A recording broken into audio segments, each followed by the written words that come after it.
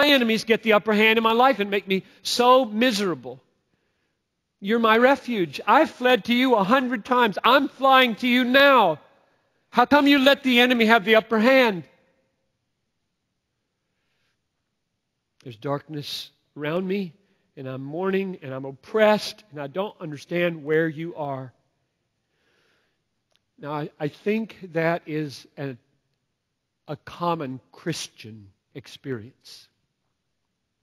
I think that from experience. I think that from the Bible. Remember the words of the man in Psalm 9? Not Psalm 9. Mark 9. I believe, help my unbelief. There's a divided heart. Or Paul in Romans 7:19. The good that I would do, I don't do. And what I don't want to do, that I do. There's a divided heart. These two eyes. I want to do it, I don't do it. Well, who are you? I'm both. So let's look. If it's such a common experience, as I think it is, let's look at how this man responds in Psalm 43. The grace of God has kept him from going so far as to despair or not to want to change. He has not gone so far in his disillusionment with the presence of God that he's thrown it away. He hasn't gone that far, and that's a grace, and I hope none of you have gone that far. I expect there are people pretty close to that in this room who have walked in here almost at the end of your patience with God and have said, if He doesn't show up soon, I'm just going to give up. And I deeply hope that this is an appointed message for you and that doesn't happen to you.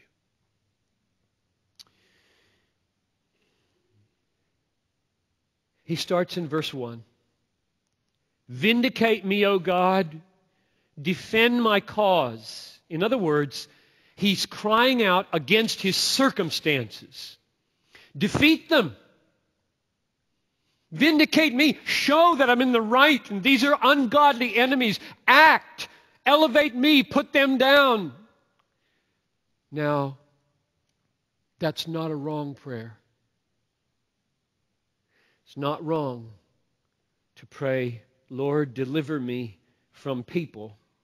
It's not wrong to pray, Lord, deliver me from natural disaster. It's not wrong to pray, Lord, deliver me from cancer. Those are good prayers, but they're not the main prayer in this psalm. He's done with that very quickly, and he never comes back to it. He's got much bigger issues to deal with than that. The reason I say they're bigger, and I think they're deeper and more significant, is because, to pray, vindicate me over my enemies, does not require you to be a Christian. Everybody wants that to happen. The devil wants that to happen. Doesn't take any spirituality whatsoever to pray that prayer. Vindicate me above my enemies is perhaps purely natural.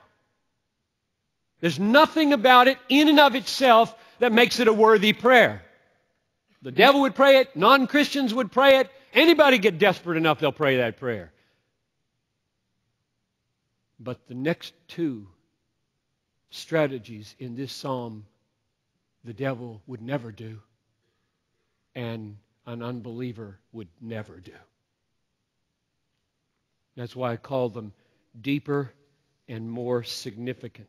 In other words, it's not wrong to pray, vindicate me, but once you've prayed it, you haven't done anything that says you're a Christian, that the Holy Spirit is in you. That might be coming from the Holy Spirit. It might be coming from pure self-exaltation. But these next things, you do these, you know you're a Christian. The first thing I have in mind, I only have two in mind, and we're going to deal mainly with one and stick the last one on the end. He speaks to God in verses 3 and 4, and he asks God to lead him not out of trouble, but to God, so that he will experience God as his exceeding joy. The devil never prays like that. Neither do unbelievers. Neither do pretentious believers who go to church out of duty. They do not pray this way. And the other one is in verse 5. He not only speaks to God, pleading that God would make God his exceeding joy, but he speaks to himself. He says self. Look at verse 5. He's preaching it himself. Why are you downcast, O my soul? Why are you in turmoil within me? Hope in God. The devil never preaches to himself that way. Unbelievers never preach to themselves that way. The saints know how to go after God, and the saints know how to preach to themselves. So learn now, young Christian, carnal Christian, fake Christian, learn now what it means to be a Christian.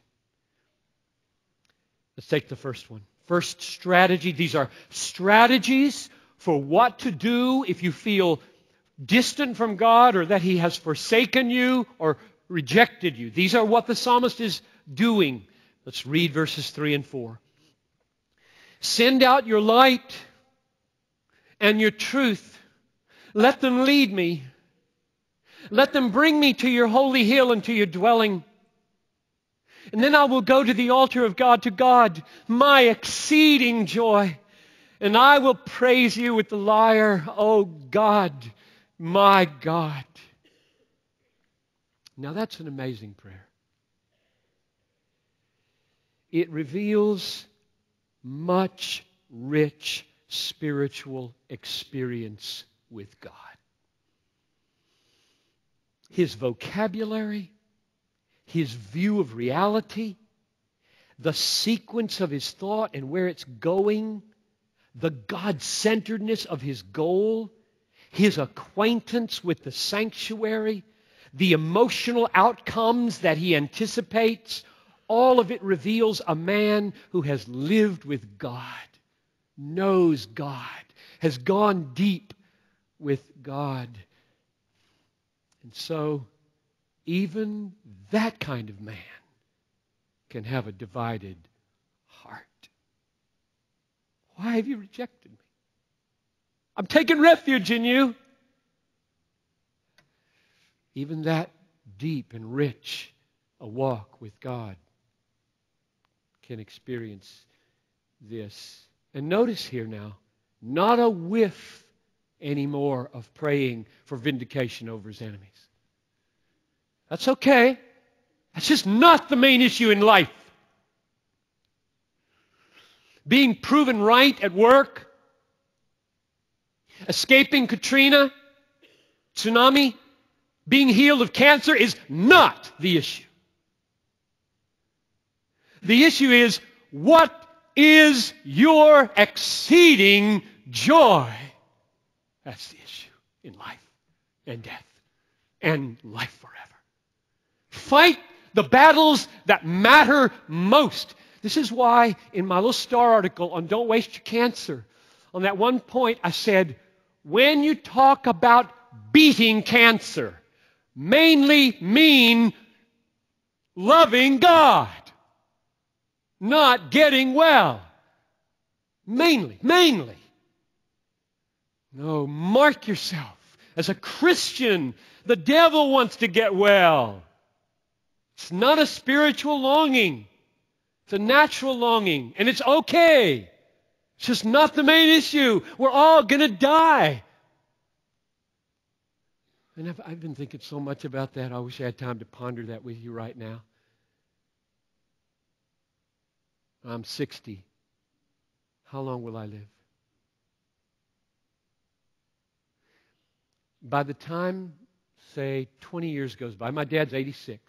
That's 26 years from now for me. You know how many people in this church are going to be